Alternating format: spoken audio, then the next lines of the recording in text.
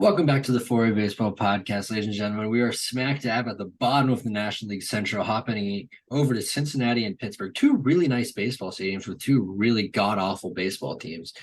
This is going to be a really interesting episode because instead of talking about like the highlights of each team, the players that are there, we have to talk about the players that are going to be there or need to develop. How are you guys doing today? Doing pretty good. I'm ready to talk about these teams. There is hope. There's hope for some maybe. Steps, what do you got? I don't know about Cincinnati at this point in time. There's not a lot of hope in Cincinnati. You kind of have to wait a year or two until that hope does arrive. I think we all are kind of a little higher on Pittsburgh than they performed last season, but we'll get into that in a little bit. Yeah, so we're going to kick it off in Cincinnati. We're going to kick it off right on the river. The Cincinnati Reds were not a good team last year. They finished like their final sell-off. They got like Jesse Winker. They got Nick Castellanos went bye-bye. Tyler Mahle got traded. They traded Luis Castillo to the Mariners. They got a lot of prospects in return, and they managed to go 62-100. Pretty lackluster season. They're smack dab in the middle of a rebuild, and that's the exact type of team they are. Yeah, it's definitely true. In the off season, they lost guys names like Mike Minor, Aristides Aquino, Art Warren, Jeff Hoffman, and they DFA'd Mike Moustakas. Thank God the Mike Moustakas era in Cincinnati is over. There's Aristides Aquino, he headed out to the KBO. Maybe he'll get he's gonna try and tweak some things out there and try and double back probably for another deal. What do you guys think about their moves out? Well, I mean, the yeah, go ahead, KBO Ryan. is known for like having like more flyy baseballs, like more home runs, smaller base or smaller parks. I feel like Aquino is going to do good over there, and someone will give him money to come back eventually. I liked Art Warren. What's up? Yeah. Wasn't he supposed to be like this like really, really good player? Not really. I And mean, he like he came just up kind really of hot. fizzled out. Yeah, He came up really hot, and he gained a lot of traction. It was like the Punisher, I think, and he was very like he was the talk of he was everyone was talking about him, but he wasn't like regarded as like the super high prospect. He was just this guy that had extreme power, and obviously all of his other flaws caught up to him. Yeah. Um, I liked Art Warren when he was on the Reds, obviously. But now he's with the Yankees. I think that's going to be an effective move. Like the Yankees are good at anything. It's developing like relief pitching right now. And so I feel like he'll be an effective part of their bullpen. But yeah, that's the extent of their offseason moves. on the inwards, they acquired Kevin Newman from Pittsburgh, signed Luke Maile to a 1-year deal, Will Myers to a 1-year deal, Kirk Casale to a 1-year deal, and Chad Pinder to a 1-year deal. Again, like we said, not really a lot of movement. They're kind of in the same boat as Washington, just trying to kind of sign kind of 1-year prove it deals and maybe flip them or something, get something out of them, get some like veteran presence in the locker room. I feel like their Yeah, biggest name there is Will Myers. yeah, I think you're looking for a bounce back, and I mean 7.5 million is a lot of money for Will. I think he has that upside though. I think you could get some production. You gotta feel bad for Ken Newman coming from Pittsburgh to Cincinnati. He hasn't gotten to play for a competitive team yet, and he will not for a little bit. But these are all as Steph's mentioned, just 1-year guys, and it's not like it's strategic. I mean, it would be better than if they didn't do any moves, like we're a team we're going to talk about next episode, I believe. Um, it's the Rockies. But this is a team that actually had some movement in the offseason. It's good. Yeah, That's not next episode, Tom. What? the That's not Rockies are next not episode. for a bit. What do you mean? I'm saying the Rockies are like not making moves. Yeah, but you Yeah, said but we're not next talking about episode. them. We're not talking about them next episode. Oh shoot, never mind. We Okay. still have like 4 episodes. You're good. Anyways, back to the topic of conversation. The Cincinnati Reds. I like the Will Myers acquisition. He's kind of shown like he can be good, but he's also shown that he can be awful. He hasn't really been good in 3 or 2 seasons now. He wasn't good in 2021 or 2022. If he can rebound at all, then there's going to be some value in the trade market, but that's really all they're going for. Yeah. Yeah, their off season, not really anything we really needed. And I think that pretty much covers everything. Not much more we need to talk about. Let's get into this rotation. They got Hunter Green, Nick Lodolo, Graham Ashcraft, Luke Weaver, Luis Sessa, and then two players that are injured, Justin Dunn and Vladimir Gutierrez. Obviously, the 1-2 is the most important part of this rotation. I feel Yeah. like Graham Ashcraft is a bit underrated. I think he's actually pretty good. He's a soft contact guy. I mean, no one's going to talk about him because he doesn't strike anyone out, but he limits walks, doesn't allow the hard contact at least. But he's not like a star. The rest of that rotation is just not filled with people that are going to do much other than eat innings. No, I really like the top three in this rotation. I think this is like actually going to be an exciting part of the Cincinnati Reds. I tuned into Hunter Green's outing today when they played the Athletics in Las Vegas. Obviously, it didn't go great, but then again, it was an elevation, so take it with a grain of salt. Graham Ashcraft does not strike anyone out. 15% strikeout rate last year. 71 strikeouts and 105 innings pitched. But what really intrigues me is that he has the same cutter as Corbin Burns. That's a pretty good cutter to have. He pairs it with a well above average slider. The one thing that's kind of just like iffy is that there's a 12-mile-an-hour difference between the two of them. I'd like to see that slider be a little bit harder. Maybe you can sacrifice your, 127% above average movement for a little bit more velocity. I think he just needs to control the zone a bit better.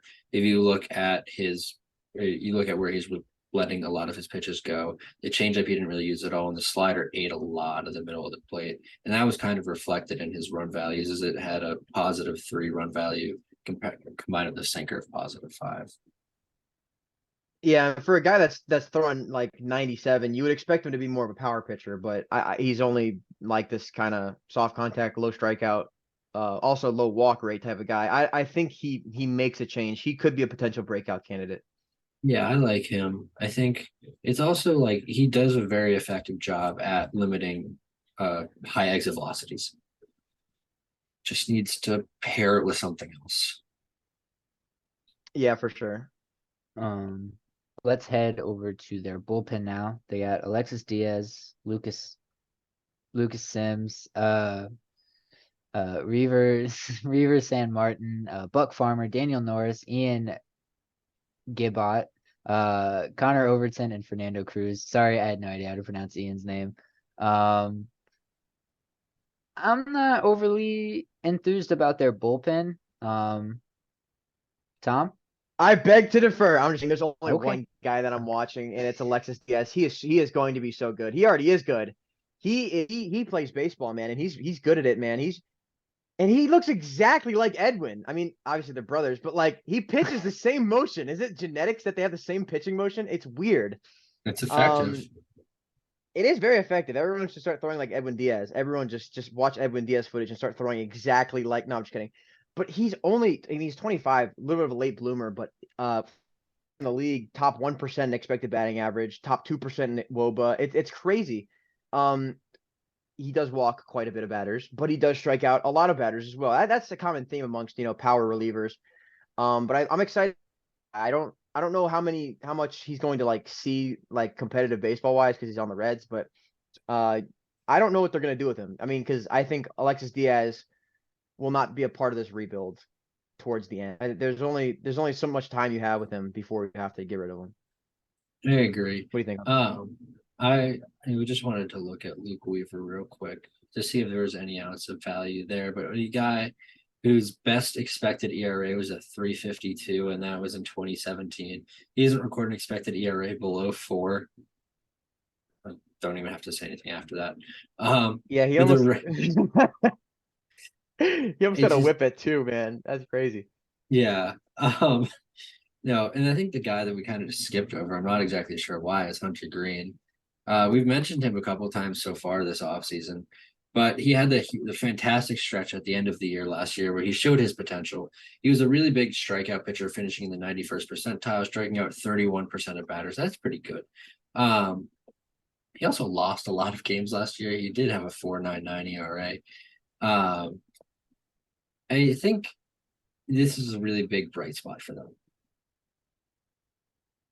is Hunter Green, Yeah. Nick Lodolo.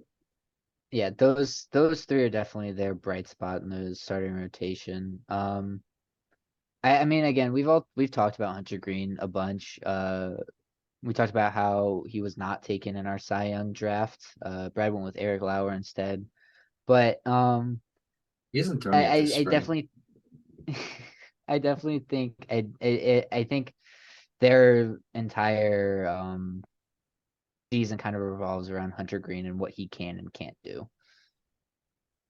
Yeah, That's there's definitely a couple people on this team that they're relying on, but I feel like Hunter Green's at the top of that list, especially considering he's their starting pitcher one, and he has the potential to be one of them in the league. He just recently started proving it at the end of the year. I think he's got the potential, but he is not as close as Brad thinks. I don't think he's that as close as you. God, Steph, stop looking at me like that. Look at your Brad's text. Okay. Wait, what? Wait, why is he predicting this? Isn't he a starter? yes. Bro, it's so hard to speak and look at Brad's text and then look over at Stev's reaction at the same time. I'm like, okay. I don't know if he's necessarily gonna break out next year, but I think he's definitely moving in that direction. I think an upward trend is definitely where Hunter Green's going, and I'm excited. I'm excited for the 1-2 punch of Hunter Green and Nick Lodolo, and then if Graham Ashcraft can be any semblance of a good 3-starter, then it's gonna be a very, very good rotation. Just a matter of when, I would say. Yeah, and Yeah, so I with mean, that rotation, you have this god awful lineup where you have Jake Fraley leading off playing right field. Jonathan India, who had a huge regression in 2022, playing second base. Joey Votto, DH, probably his final year. Tyler Stevenson, catcher, first baseman, DH. They're trying to transition him off of catcher to have him playing more every day, which he's not the biggest fan of. But then again, here we are. Will Myers playing first base, TJ Friedel playing left field, Spencer Steer playing third base. Watched him today. I like the swing there. Kevin Newman playing shortstop, and Nick Senzel in center field. This lineup sucks. This might be. I don't. No, Brad. Don't Say it. even. Don't say it. Don't do say it, Tom. It's Bottom No, three in baseball. not. When you were No. what team did we just do? What are When you you were talking crapping all over the Cubs, you look at this lineup and you're like, it's not that bad. In terms of offensive output, yeah. This is a I bottom mean, three in baseball. So The team's bad. okay, The here lineup's we go. bad. No, okay, here we go. Obviously, I'm expecting Jonathan India to have some sort of bounce back. That's fair. You also look at Joey Votto, who had one of the best seasons of his career in 2021 out of nowhere, and that wasn't the juice ball year, so that's a little bit less of a phenomenon, was. No, It was 2021, like not yeah, 2019. they had 3 baseballs that year. They're You reduced. know, it's okay. But they're less juice than 2019. It's not a fluke. They're gonna keep those balls. They're gonna keep those the juice balls. So I really think that not only Jonathan India and Joey Votto bounce back, but also Tyler Stevenson was amazing before I got injured, and I feel like everyone's just forgetting what Tyler Stevenson enjoyer. We've gone over this several times. He's gonna be good on the offensive side and the defensive side, by the way. Will Myers, if he can have some sort of bounce back, but the thing is, I am only you can rely on these guys, but the floor on this team is not a bottom 3 in the league offensively. Defensively, they're awful. They're all really bad. But the offensive output might not be as bad as you guys are giving them credit for. They're still going to be horrible, but they could be bottom 3 actually. I'm just thinking about other leagues. But I like going against you, Stabs.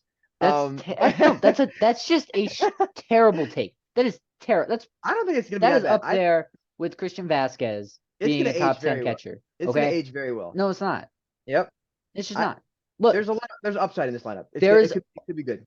There's upside in maybe 3 players, maybe 3 players in this lineup. Yeah, they're pretty bad. No, the depth is awful. The depth is what's gonna hurt them. We haven't even talked about their bench. Their bench is Kurt Casale, Luke Maley, Chad Pinder, and Stuart Fairchild. That's fair. His name is Stuart.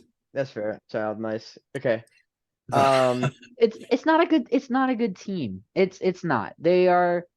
I mean, if you're a Cincinnati fan, you are gonna watch for Spencer Steer, wait for Ellie De La Cruz to come up. Who else do they got? What is his Noel V Marte? But, I mean, that's what you got to wait for. You got to wait for those guys to come up and develop. Because Joey Votto, like Brad said, this is probably gonna be his last year. He's saying all sorts of stuff. What did he say? He said The he aliens said, will come, Yes. and he's gonna be right. The Reds are gonna go like 16-2.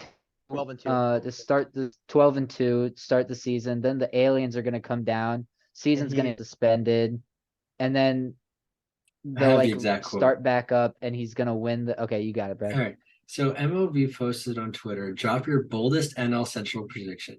Joey Votto, minded, like former MVP winner, probably a Hall of Famer, responds, extraterrestrials arrive on Earth April 15th. The 12-2 Reds and the rest of the planet learn from, communicate with, and befriend our alien friends. This process takes 5 months.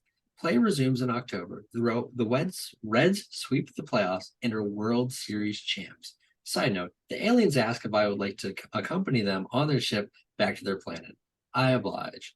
Never to be seen again. You see, Joey Votto's just having fun out there, man. this Like, this is not a hot take. I feel like this is something that can. I mean, we talk about hot takes on this channel. I feel like this is a cold take. This is very likely to happen.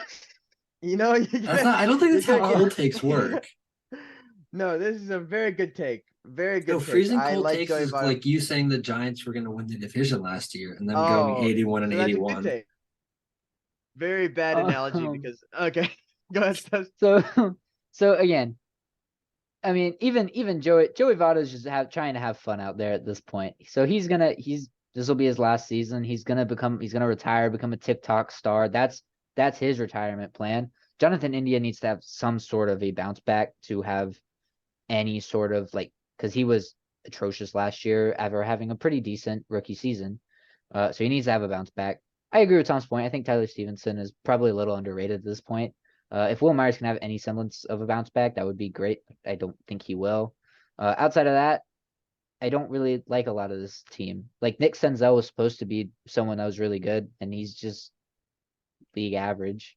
Like I don't like this team.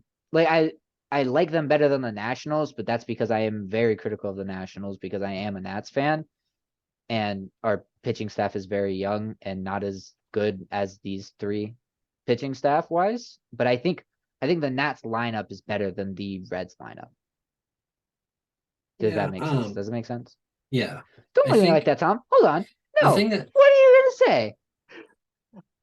I don't know, man. The Nats lineup is pretty. I mean, they're both comparable to each other in the sense that they're both really bad. I But disagree with that. Go ahead, anyways, Okay. so Cincinnati has the second highest offensive oriented ballpark factor. Like it's Colorado extreme, and then Cincinnati is number 2. And this offense is still gonna suck. That's more of a testament to how bad this team is. Like I look at this team, and I'm gonna go to a 1998 Stavs metric, OPS. I could reasonably see that no player on this team has an OPS over 800. It's reasonably foreseeable that this would happen. I think at I agree with best, that. Yeah. you could get maybe Votto, and if India has a back or a bounce back year, that'd be at best is one of those two. Those are your best shots. And if Ellie De La Cruz comes in and plays well, I could see that. Well, we've been hinting at him a lot. Because Ellie De La I'm high on Cruz, Ellie De La Cruz. Yeah, he is their number 1 prospect. Last year in A+ and AA ball, he had 48 home runs, 57 stolen bases, and over 70 extra base hits. That's not horrible. He's probably like a midseason call-up in all honesty. He's got a nearly sub-4 home to first, like zoom, he quick. But he does strike out a lot. So I was watching Giraffe Neck Mark, and he was doing like his hot takes, and whether you buy or sell them. And was Ellie De La Cruz is gonna break Reds camp and be like show out through and become rookie of the year, basically. Do you guys buy or sell that? I could see him like flaming out. I don't think he'll break honesty. camp. I don't think he'll break camp, but I could see him when he does come up play well. I mean, the stats in high A and double A it's very impressive. I mean, I don't know if catchers are just bad up there. I mean, down there, but there's just so many more stolen bases in the minor leagues. Having Well, 47 in they've one had the season is bizarre. rules. They've had Yeah, they've these had rules the past couple years. yeah. Yeah, I mean, 28 home runs, 47 stolen base. That's a 30-30 that's a 30-30 threat. That might be a 40-40 threat. I mean, this is a lot of potential here. I don't know what the defensive side of him looks like, but um, he's got tools to be a star. And I mean, and a team like the Reds that kind of don't have many people and they have spots to fill. I mean, you got Kevin Newman at shortstop. Would you rather give Kevin Newman a chance or Ellie De La Cruz, the potential star? I Would you think have I a I think hard he's a mean, midseason bargain? call. I think I don't yeah, I I think don't he think has to be a midseason call. I don't think he's gonna break camp though. That's my big thing. I don't think he'll break camp from out of spring training. Yeah, not Yeah, out of spring training, but he will definitely, like Brad mentioned, he'll be a midseason call up. yeah. And other than that, they have Spencer Steer, who's due this year. He's part of the Tyler Miley trade in the middle of last season. He's got a well-rounded hit tool. Was on display today. I suggest the thing about spring training is the games may be really boring and inconsequential, but it's your opportunity to go see a couple prospects. And I think Spencer Steer's just a fun guy you get to go see. And I'd like to move into our predictions if you guys are ready for that. Oh yeah. I have the Cincinnati Reds going a whopping 52 and 110. What the This team is what? horrible. This team is horrible. Does he know?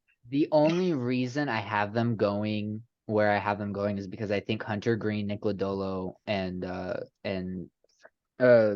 what is his name? Graham Graham Ashcraft. Ashcraft are going to produce and play well and keep them higher than that.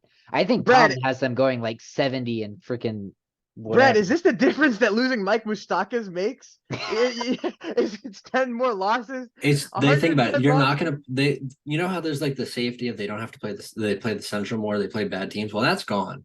They got to play the AL East, they got to play the That AL is West, true. they got to I play the want NL Tom to West, go and they next got to because I play the wanna NL East. I wanna see where Tom had them after you. But Can I Okay. just Yeah, go go with my ahead. MVP, Brad, keep- Cy Young, continue, breakout, continue. and most important, yep. Nick Lodolo? Okay. What? Okay. Okay. Brad, this is such a cold, bad steps take. Okay, Nick Come on. Lodolo for Cy Young, that's fair. Breakout, fair. MVP, fair. They've got no one. They've got literally no one. Like Nick Lodolo was a fantastic college pitcher. He showed a ton of signs of life last year. He had a ridiculous strikeout per nine for a rookie. All of his pitches are like well above average in terms of horizontal movement. And if anything the Reds can do, they can develop pitching. And I think he's their next guy that's going to be a guy. Especially with a lefty that's like his comparison is Chris Sale. And we saw what Chris Sale can be. Yeah. Tom, where are you at with them? Because I still don't know who I want my MVP to be. So my unbiased record, I got him at 100 and I'm just kidding. No, it's 61 and 101. They're still gonna be bad. Steves, I'm not biased. Now, their team MVP is Tyler Stevenson. I love Tyler Stevenson. You're not biased. The most important player, it has to be Jonathan India. I feel like you're really relying on a comeback season from this guy. There's a couple of players that you're looking at though. Obviously, Hunter Green being another guy that's very important to this team. But I think Jonathan India is that thump bat that was once there that is no longer there. Cy Young, Aledmus Diaz. Wait, Alexis Diaz. There's so many. Yeah, that was another player. Alexis Diaz, Cy Young for this team. He's just gonna be lights out in the bullpen. It's not gonna mean anything. You know, the announcer gonna be like Alexis Diaz coming in down 17 runs, and but he's gonna be balling out. It's okay. Breakout player is gonna be Tyler Stevenson because he's gonna break out, and he's gonna be Tyler Stevenson. Okay, So my MVP, Cy Young, and most important I have is Hunter Green. What are you making that face? Breakout, I have Elliot De La Cruz. Standings have them being last in the Central, going 58 and 104. I think honestly, Tom is their ceiling and Brad is their floor. I don't even think I'm their floor. I think their you floor are, is. Brad. I think Brad is what their is floor. hold on. Brad, Major League Baseball teams aren't made to lose like they once did. You know, like the Mets when they first got in the league, they were meant to lose. They were built to suck. The Orioles lost 115 games 5 years ago. I gotta see that roster. Hold on. What year was it? It was the 2018. You could look at the Orioles or the Tigers. They both lost that many games that year. in the modern era, so I'm gonna say since 2000, the Tigers have the worst record, Yeah, going 43 and 119. 119. They had Zach I Britton, Dylan Bundy, Kevin Gossman, Michael Givens, Darren O'Day, Chris Davis, Manny Machado, Jace Peterson, Jonathan Scope, Jonathan VR, Trey Mancini. Is this the Orioles team that lost that many games, or is it 2019? That's Hold on. wild. They had 2018 was 47 and 115 Yeah, for the Orioles. yeah. 2019 Tigers was 47 and 114. how do you lose that many games with these guys? I mean, there's like Yeah, this is not a so bad it's team. reasonable to see the Reds going 52 and 110. The 2020 Tigers went 19 and 41. Or Pirates. Did I say Tigers? I meant Pirates. Sorry. Yeah. Anyways, the Um, volatility is low. I honestly, I think Brad is reasonable. I would say 50 wins would be their floor. Where'd you You have know- 52? Yeah. I would say 50. I'm gonna go 50 and their highs. Where did Tom 10 or 61? 61, I'd say yeah. 62 would be their floor or ceiling. Yes, when your ceiling is 100 losses. We could Just play wait till we 500 get ball. to the No, Athletics. oh yeah. Yeah, this team is just not very good. That's our conclusion for this one. Tom at the beginning of the episode. And I mean, his team's not terrible.